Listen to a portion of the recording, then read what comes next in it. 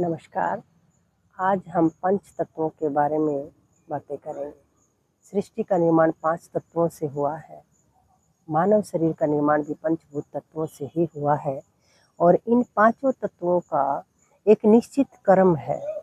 सबसे पहले आकाश तत्व की उत्पत्ति हुई, फिर वायु तत्व की उत्पत्ति हुई, उसके बाद अग्नि तत्व पैदा हुआ, फिर जल तत्व की उत्पत्ति हुई और इन सभी से मिलकर फिर पृथ्वी तत्व की उत्पत्ति हुई।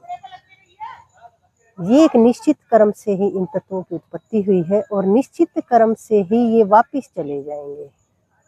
जो हमारे हाथ की पांचों उंगलियां हैं, ये इन पांचों तत्वों का प्रतिनिधित्व करती हैं।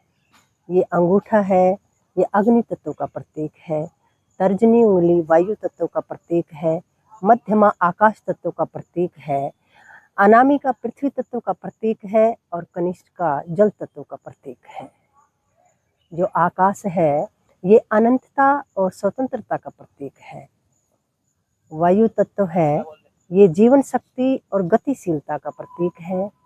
और जो जल तत्व है, ये शुद्धता और जीवनदायिनी शक्ति का प्रतीक है। पृथ्वी तत्व स्थिरता का प्रतीक है, जीवन का आधार है।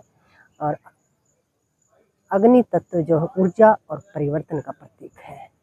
इन सभी तत्वों से मिलकर इस ब्रह्मांड की रचना हुई है और इन सभी तत्वों के संतुलन से ही मानव जीवन और प्रकृति संभव है। धन्यवाद।